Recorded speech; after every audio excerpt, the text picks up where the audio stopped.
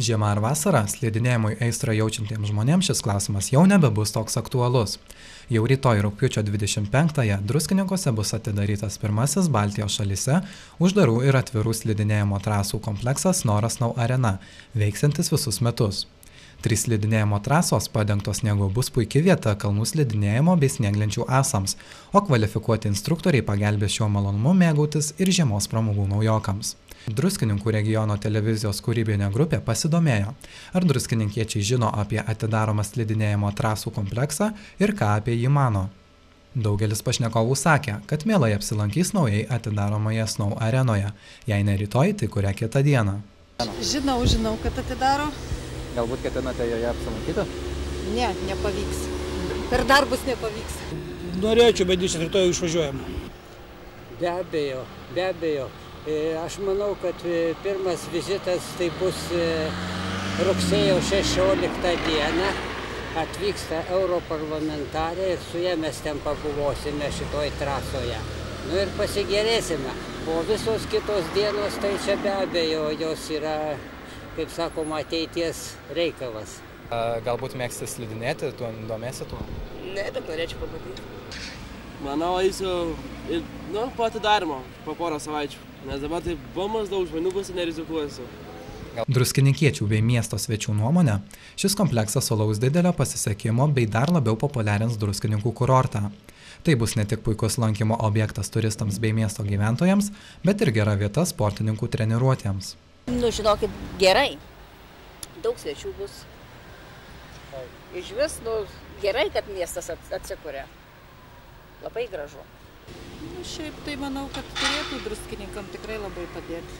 Ir bus daug daugiau dar atvykstančių nei iki šiol. Taip kad viltys yra didelės, kaip vis matysim. Ponus pramogos, daugiau pramogų? Žinoma, valio už tai. Vagi auga. Gal būsim irgi kokie čempionai? Aš manau, kad žmonės, kurie mėgsta paslidinėti, nereikės važinėti, sakykime, į užsienį kažkur, tai kažkur slidinėti galima.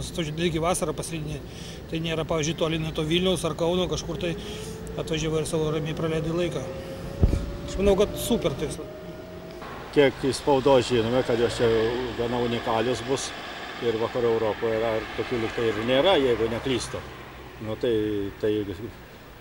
yra tikrai puikus statinys ir skaitom, kad ir mūsų gyventojams ir užsieniečiams bus proga apsilankyti ir geriau pažinti mūsų kurortą ir Lietuvą. O tai labai yra svarbus objektas. Be abejo, mes turime daug objektų. Statomas sporto centras, kuris netoli Radničios, plius čia bus arena. Tai ne tik, kad sportininkam bus didelis malonumas, bet taip pat ir visiems kitiems žmonėms pačiuožinėti, juk ir reikia pajusti kartais ir vasarą, žiemą, ir labai gera, kada pajunti vasarą, žiemą. Kiekvienas vis norės paslidinėti, juk vasara yra tokie daug malonumų, o nėra, kaip sakyt, šaltų malonumų, o vasara bus malonumai ir šalti. Taip, kad atvyks daug turistų. Atvyks, aš manau, kad kiti ir specialiai atvyks į šitą slidinėjimo trasos išbandymus. Ir ne tik iš aplinkinių valstybių, bet manau, kad ir iš kitų Europos šalies valstybių bus. Daug svečių turėsime. Ką aš manau, kuo jinai bus ypatinga, gal kad daugiau pritauks šitų visokių žmonių, bus daugiau lankytojų, turistų, daugiau nežinau, daugiau pramogų. Ką jinai reikš patiems sportininkams, nes visgi tai yra sporto kompleksas? Nu, ką reikš, kad pavyzdžiui, druskininkiečiam, kad arčiau nereikia niekur toliau važiuoti. Ir šiaip yra malonus dalykas, kad yra mūsų druskininkus toks dalykas.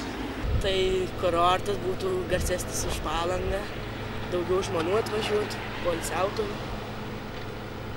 Ir viskas. Ką ši arena galėtų reikšti patiems sportininkams? Visgi tai yra sporto kompleksas.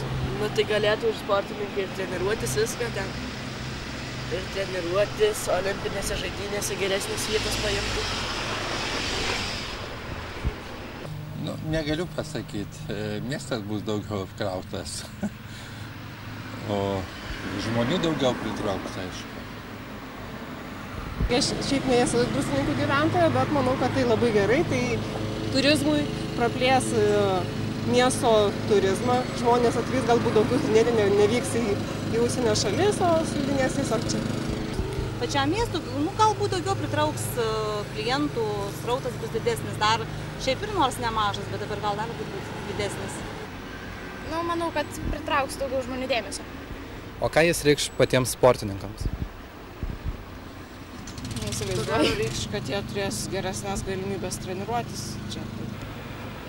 Dydžio savo trasoms, kaip sakyti, statorių gal labiau, bet Europą nemanau, kad labai daug tokių dalykų yra. Kad būtų galim slidinėti žiemą, vasarą.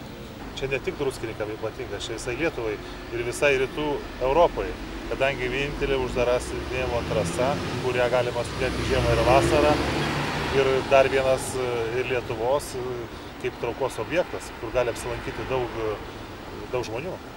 Kai kurie žmonės mano, kad žiemos pramogų kompleksas netgi galėtų konkuruoti su kelionių agentūromis, siūlančiomis slidinėjimo pramogas svečiose šalyse. Tai kam žmonėms važiuoti į kitas šalis, mokėti didelius pinigus, jeigu jie gali čia atvažiuoti žymiai pigiau?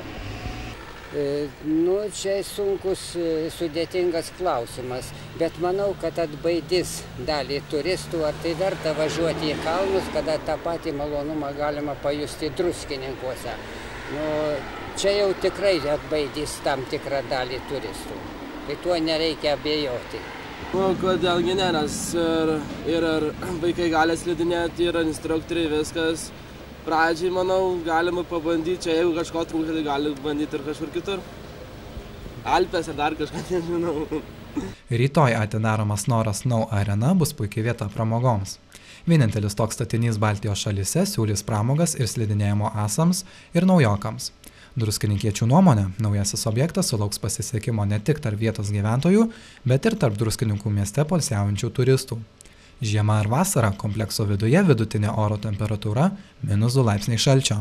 Todėl patariame apsirūpinti šiltą aprangą ir gerą nuotaiką.